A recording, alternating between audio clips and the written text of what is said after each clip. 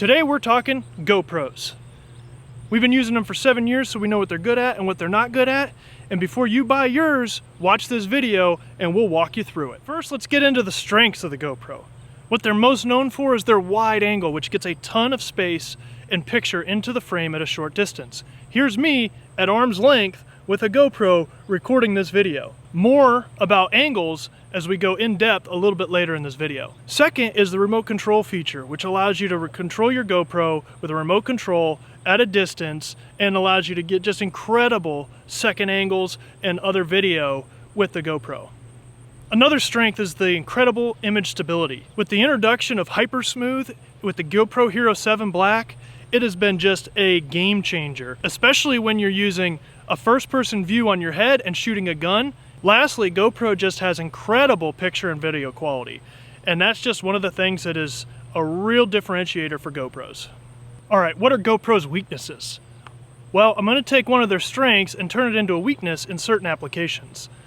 The wide angle of the GoPro makes objects look way further away than they actually are. So depending on your application, if you're deer hunting, that can be a problem because now a deer that's 20 yards away looks like it's 50 yards away. Now there are some things that you can do to improve the angle. Easiest way to think about angle is how much picture is brought into the frame and how far your subject appears. Here's a shot of my target at 30 yards in my backyard using the various views to give you a feel for what it looks like. There are 4 main angles with GoPros. There's a narrow, there's a linear, there is a wide, and there is a super view.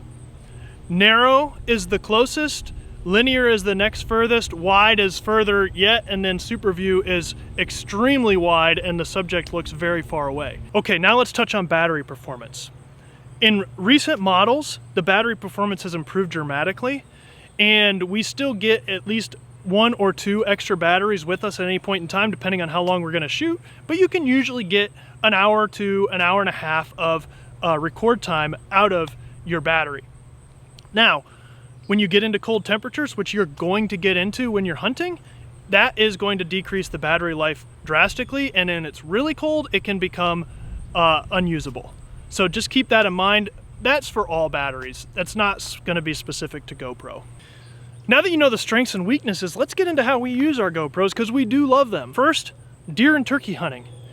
We use our GoPros exclusively as second angles for deer and turkey hunting, and that is because generally when we're doing that, the subject is going to be 20, 30, 40 yards away, and a GoPro just does not do well trying to record a subject at that distance. So we use them for second angles, getting pictures of us, and things along those lines.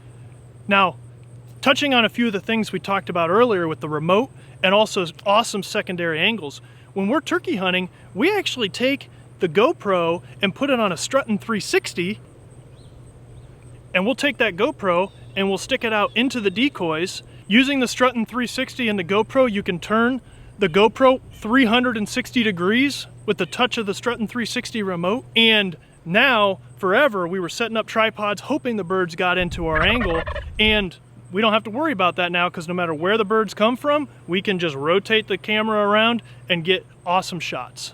So that's been a game changer for us with the combination of the STRUTT'N 360, which is killer for decoy motion with turkey hunting, but incredible for secondary angles. For waterfowl and fishing, we use GoPros almost exclusively for both primary and secondary angles. And that's one, so we can participate in the hunt and don't have to have a dedicated camera person.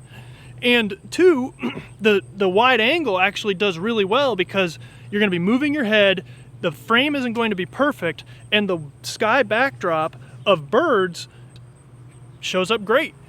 And for fishing, we will mount it to behind us, on our head, whatever, and the action is always happening so close that it actually turns out perfect. Well, I hope this video gives you a better idea of what to expect when buying a GoPro and whether or not it will fit your needs. Hit the like button, subscribe to our channel to get notified of new videos, hit the bell, and make sure you check out some more of our videos and some of the awesome GoPro footage by watching right here. Thanks for watching.